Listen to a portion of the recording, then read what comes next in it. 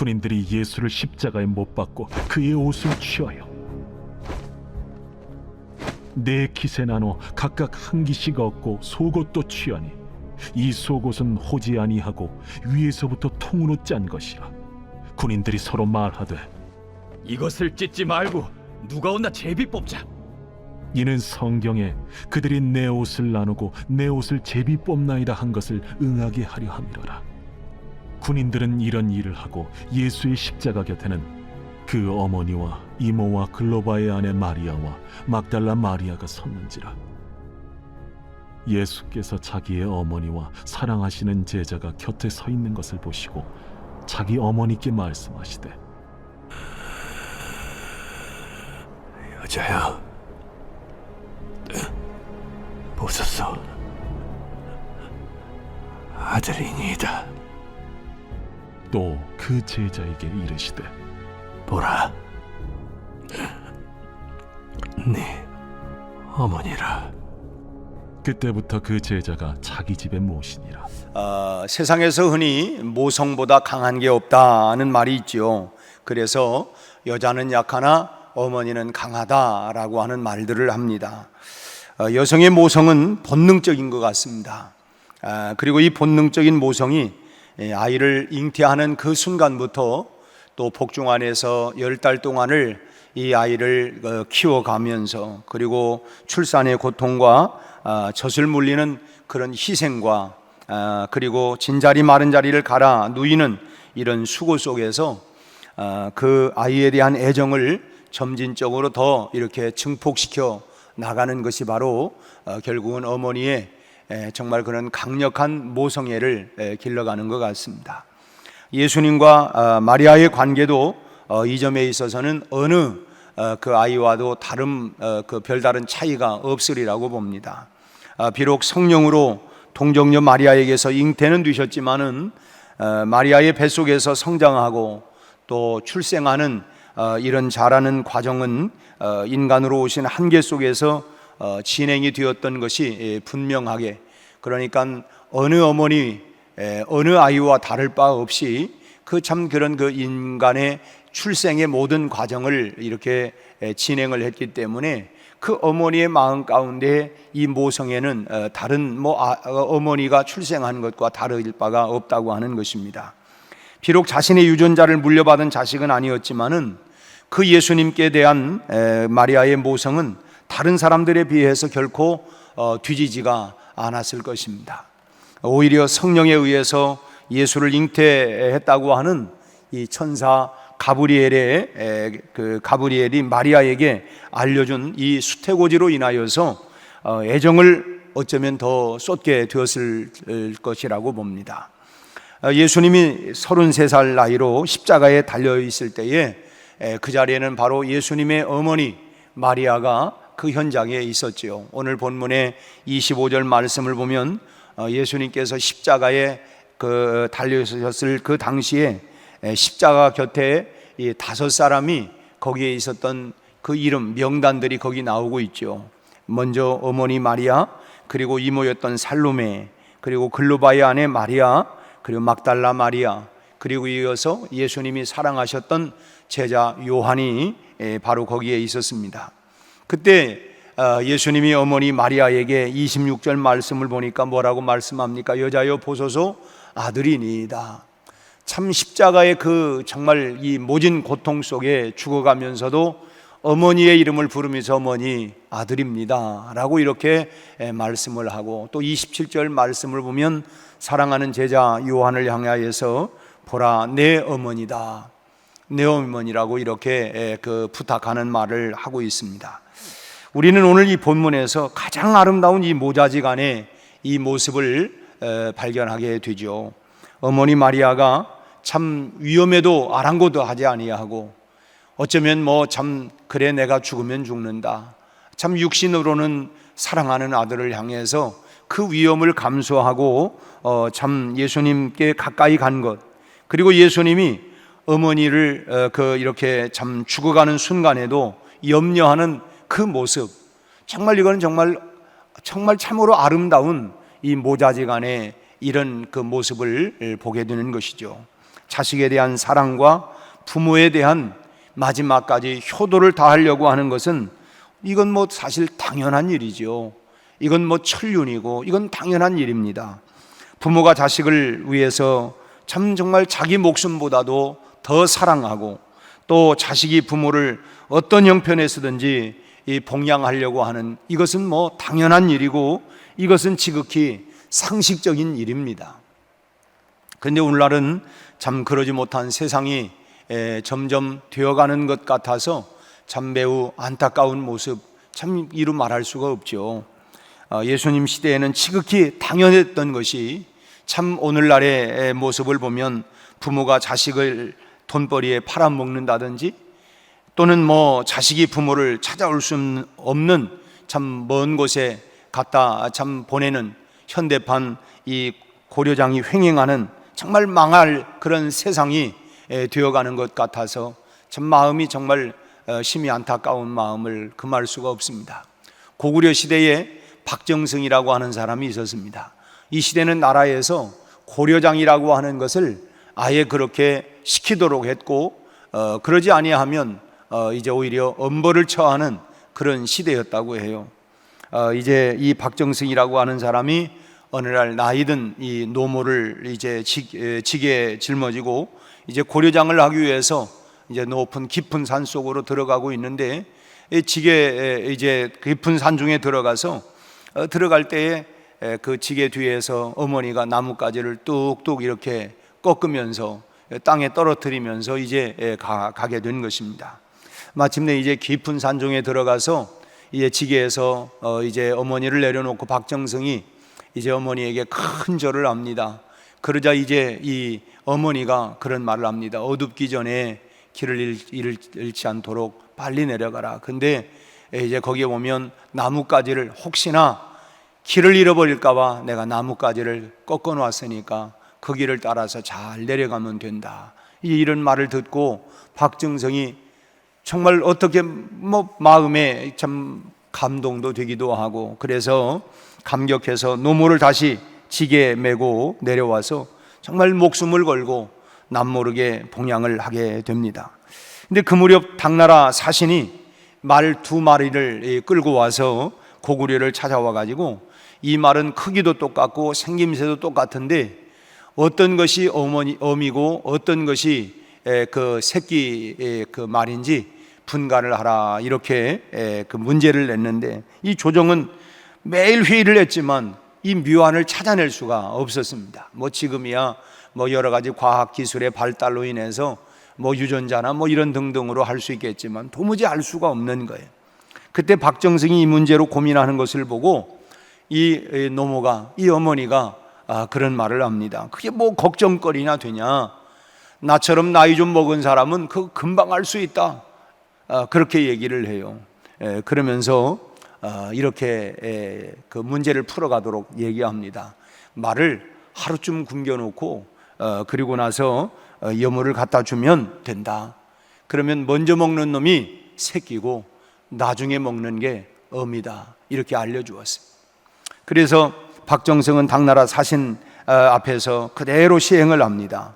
그랬더니 이 사신들이 고구려 사람들의 이 지혜를 보고 탄복하고 본국으로 돌아갔다라고 하는 그런 얘기가 있습니다. 그래서 이제 이때에 박정승이 임금에게 상소를 했습니다. 이 나라의 고려장을 폐기해달라고 이렇게 상소를 합니다. 그리고 그때부터 고려장이 사라졌다는 것입니다. 너무도 유명한 이야기지만 이 이야기가 우리에게 주는 교훈처럼 자식을 사랑하고 부모에게 효도하면 결국 복을 받는다. 누가 복을 받느냐? 자기가 복을 받는 거예요. 성경에도 잠언 23장 25절 말씀을 보면 내 부모를 즐겁게 하며 너를 낳은 어미를 기쁘게 하라. 또 에베소 6장 2절 3절 말씀을 보면 내 아버지와 어머니를 공경하라. 이것이 약속이 있는 첫 계명이니 이로써 내가 잘 되고 땅에서 장수하리라 했습니다. 또 에베소 6장 4절 말씀을 보면 또 아비들아 너희 자녀를 노엽게 하지 말고 오직 주의 교훈과 훈계로 양육하라. 이런 말씀들이 있습니다. 예수님의 어머니 마리아가 그야말로 목숨을 아랑곳하지 아니하고 그 십자가에 달린 그 현장까지 참 아들 예수 곁에 있었다고 하는 것, 정말 마지막까지 있었던 그 어머니의 끝까지의 이 사랑을 우리는 또 기억을 해야 할 것이고, 또 예수님이 죽어가는 그 마지막 그 순간에도 참 어머니 마리아를 잊지 않았다고 하는 이 사실도 우리는 기억을 해야 할 줄로 압니다. 오늘이 우리 큰아들이 태어난 날입니다. 어제 그 전화가 왔어요. 그래서 보니까 이제 참 다행히 서로 이제 그 뭐 가까운 거리는 아니지만 큰아들, 둘째 아들, 이제 둘째가 큰아들 이제 형한테 가서 오늘이 이제 생일이지만 이분날 축하한다고 이제 뭐 아이들을 데리고 가서 그리고 케이크를 하나 사들고 이렇게 축하를 하고 있다고 이렇게 참 전화를 엄마한테 했어요. 그 모습을 보니까 참 보기가 좋더라고요. 그래서 제가 옆에서 그랬어요. 형제가 동거함이 어찌 그리 선하고 아름다운고, 참 부모의 마음도 그렇게 참 형제간에 서로 우애하고 또 형의 생일이라고 찾아가서 분주하고 또 참 그런 모습을 보니까 너무 참 기쁘고 너무 좋다.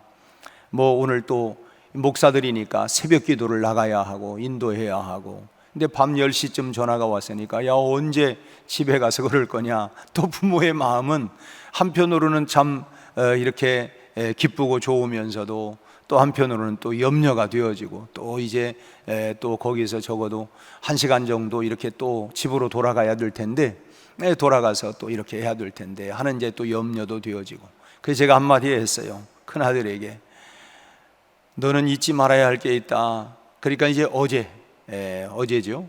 어제 저녁에 이제 그 병원에 엄마가 들어갔는데, 그리고 이제 내일, 이게 오늘이죠. 오늘 네가 태어났는데 엄마를 기절시키고 네가 태어났다. 네가 태어날 때부터 엄마를 기절시키고 태어났어. 뭐 되게 다 뭐 그렇지만은 제가 그랬더니 왜 그런 얘기를 또 그렇게 해요. 그런 얘기를 해요. 너 잊지 마라. 엄마가 어떻게 했다고 하는 거, 그 이제 뭐 본인이 얘기하겠어요. 제가 이제 그런 얘기를 좀 했는데, 참 예수님과 이 참 어머니 마리아와의 이 관계를 보면 죽음의 현장까지 위험을 감수하고 정말 그 사랑 아니면 어떻게 그 위험의 자리까지 가겠습니까? 또 십자가의 죽음의 그 고통 가운데에서도 마지막까지 어머니를 염려하면서 제자인 요한에게 너의 어머니다, 이제는 내 어머니다. 그리고 이제 그래서 요한이 마지막 그 마리아의 마지막 생애까지 책임을 졌다라고 하는 얘기도 있습니다. 아무튼 부모와 자식 간의 사랑과 효도는 바로 이런 것이죠. 참 죽음의 그 순간까지, 그리고 그 자리까지, 이것이 다 참 어머니의 사랑, 그리고 또 이것이 또 자식의 효도, 이것이 다 부모 자식 간의 관계. 근데 세상이 점점 삭막해져 가고 있고 이기적으로 되어 있습니다. 참 그래서 좀 늙고 병들면 참 이 부모는 참 자식은 부모를 멀리 하려고 하고, 또 참 이런 생각들을, 부모와 자식 간의 사이도 참 아름다운 모습을 많은 부분 점점 잃어가고 있는 이런 모습이 너무너무도 참 안타까운 그런 모습입니다. 그러다가 보니까 우리도 그런 세상 풍조에 어느 정도는 물들어 있는 것은 아닌가.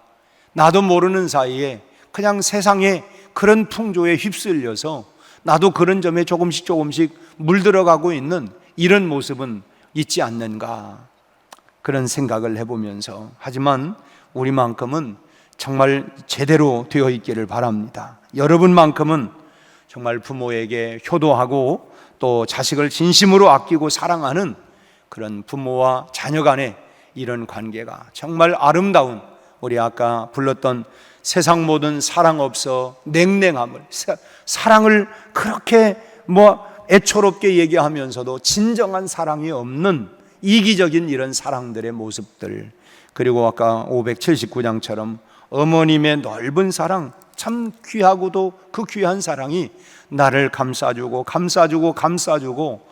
허물과 실수도 많지만 어머니의 그 넓고 넓은 사랑이 우리를 다 감싸서 오늘의 나를 만들어 갔던 그 사랑을 우리가 잊지 않고, 또 자식된 도리로서 부모에게 마땅한 끝까지의 그의 노년의 삶을 잘 봉양하고 책임지는 그런 부모 자식 간의 아름다운 이 이야기가 예수님과 마리아, 어머니 마리아 사이에 보여주었던 이 아름다운 이 모습이 우리가 다시 재현하고 마땅히 해야 할 도리이지만 세상을 따라가지 아니하고 우리가 주님을 따라서 이런 모습으로 아름다운 이런 부모 자식 간의 이런 관계가 되기를 주님의 이름으로 축원합니다. 기도하겠습니다. 하나님 아버지, 주님이 마지막 십자가상에서 보여주셨던 어머니에 대한 끝까지의 책임과 효도, 그리고 아들의 죽음의 현장까지도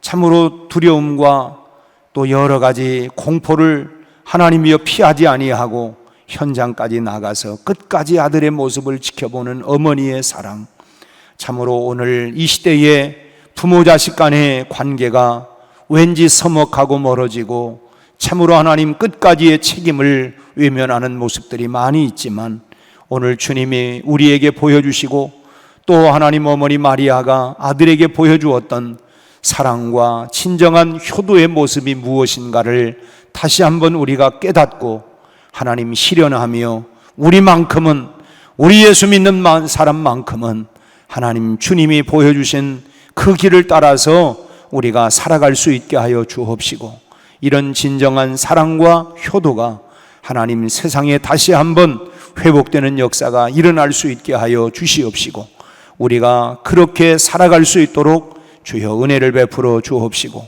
그러지 못한 모습이 우리에게 있다면 우리 마음을 돌이키게 하시고 참으로 주님을 하나님이여 참으로 따라 배워가며 살아가게 하여 주옵소서.